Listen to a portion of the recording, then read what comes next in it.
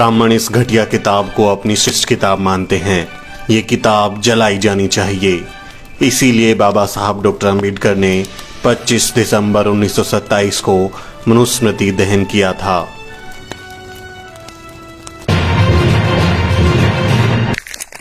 मनुस्मृति में शूद्रों के लिए क्या क्या घटिया बातें लिखी हैं।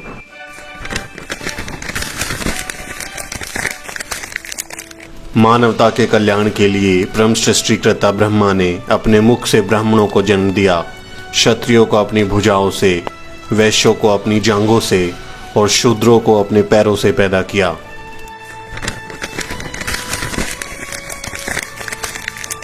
भगवान ने कहा है कि एक शूद्र का कर्तव्य है कि ऊपरी वर्णों की श्रद्धा पूर्वक सेवा करे।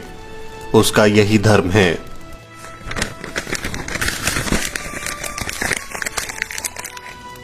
100 साल के क्षत्रिय को भी एक 10 साल के ब्राह्मण लड़के को अपने पिता के रूप में मानना चाहिए।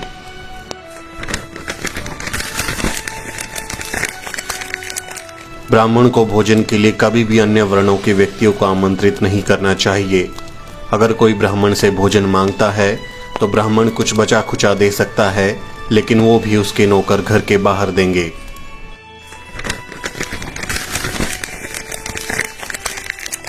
वो जो शूद्र विद्यार्थियों को निर्देश देता है और वो जिसका शिक्षक एक शूद्र है, वो श्राद्ध में आमंत्रित होने के लिए अयोग्य हो जाएगा।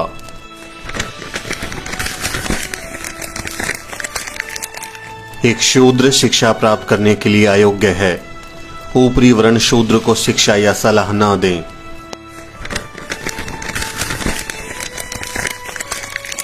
यह आवश्यक नहीं कि शूद्र को नियमों और संहिताओं का पता होना चाहिए और इसलिए उन्हें पढ़ाने की आवश्यकता नहीं है।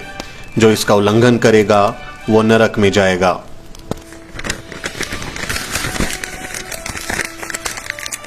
एक ब्राह्मण को ऐसे देश में न रहने दें जहां शासक शूद्र हो।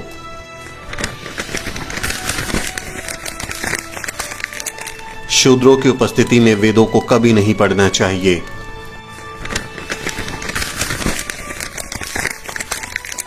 जिस देश में ब्राह्मण नहीं है, जहां ब्राह्मण खुश नहीं है, वो देश तबाह हो जाएगा।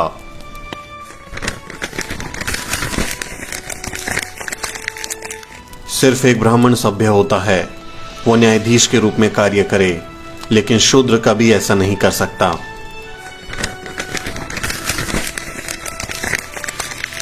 एक राजा जिसके साम्राज्य में एक शूद्र कानून का पालन कराए, वो साम्राज्य दलदल में गाय की तरह डूब जाएगा।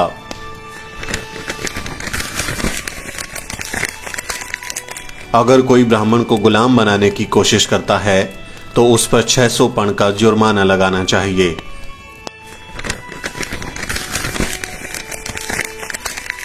एक ब्राह्मण शूद्र को किसी वेतन के बिना सेवा करने का आदेश दे सकता है, क्योंकि ब्राह्मणों की सेवा करने के लिए ही ब्रह्मा ने शूद्र को बनाया है।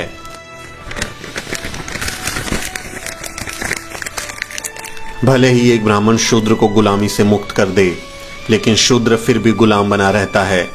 किसी को भी उसे मुक्त करने का अधिकार नहीं है।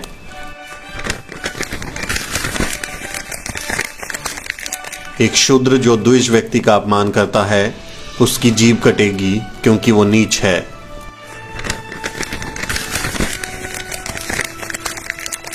अगर शूद्र द्विज नामों और जातियों का उल्लेख करता है तो एक 10 उंगली लंबी लोहे की कील गर्म करके उसके मुंह में डाल दी जाए।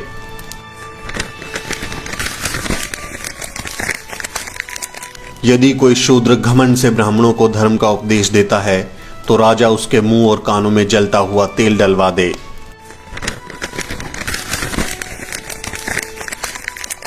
एक शूद्र जो ऊंची जाति के महिला के साथ संभोग करता है तो उसे मौत के घाट उतार दिया जाना चाहिए और उसकी संपत्ति को जब्त कर लिया जाना चाहिए।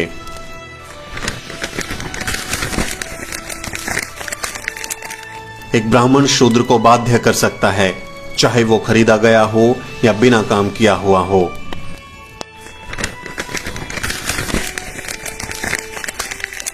किसी भी शूद्र के पास खुद की संपत्ति नहीं होनी चाहिए। उसके पास खुद का कुछ भी नहीं होना चाहिए। एक धनी शूद्र का अस्तित्व ब्राह्मणों के लिए बुरा है। एक ब्राह्मण शूद्र के माल पर अधिकार कर सकता है।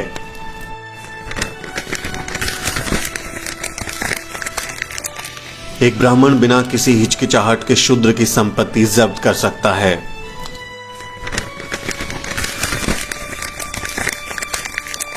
एक शूद्र जो सिर्फ अपना पेट भरना चाहता है, एक वैश्य की सेवा कर सकता है। यदि वो जीवित रहने का स्थायी साधन चाहता है तो वो एक क्षत्रिय की सेवा कर सकता है, लेकिन अगर वो स्वर्ग जाना चाहता है या अगली पीढ़ी में उच्च या श्रेष्ठ जन्म चाहता है तो उसे ब्राह्मण की सेवा करनी चाहिए।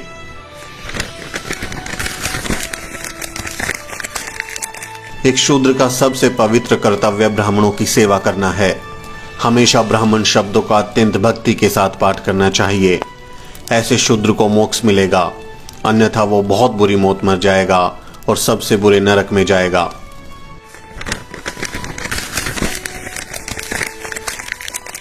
एक शूद्र जो स्वर्ग के लिए ब्राह्मणों की सेवा करता है उसे ब्राह्मणों का नौकर कहा जाएगा।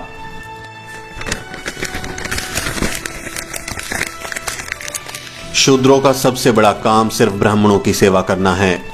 इसके अलावा वो जो भी कुछ करेगा उसे उसका कोई फल नहीं मिलेगा।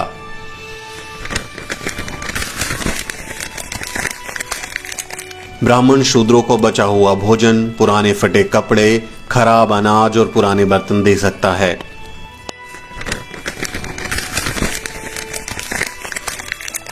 शूद्र जरा सा भी धन संग्रह नहीं कर सकता, भले ही उसके पास इसे बनाने की शक्ति हो, क्योंकि एक अमीर आदमी गर्व करता है जिससे ब्राह्मणों को दर्द होता है।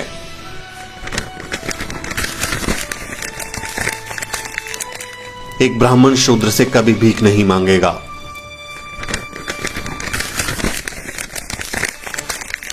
शूद्र किसी अन्य वर्ण में शादी नहीं कर सकता।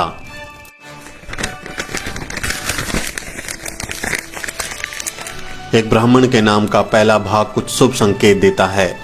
एक क्षत्रिय सत्ता से जुड़ा हुआ है और एक वैश्य धन के साथ, लेकिन एक शूद्र व्यक्ति अपमान के साथ जुड़ा है।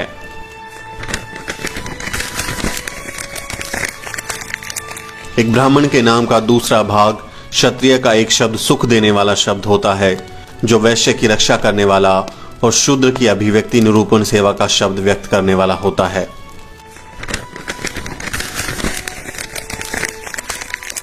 ब्राह्मण इस घटिया किताब को अपनी श्रेष्ठ किताब मानते हैं। ये किताब जलाई जानी चाहिए। इसीलिए बाबा साहब डॉक्टर अम्बेडकर ने 25 दिसंबर 1927 को मनुस्मृति दहन किया था। सब्सक्राइब करें समता भारत टीवी को, बेल आइकन को प्रेस करें, साथ ही ऑल वाले बटन को क्लिक करें ताकि हमारी नई वीडियो की सूचना आपको सबसे पहले मिले।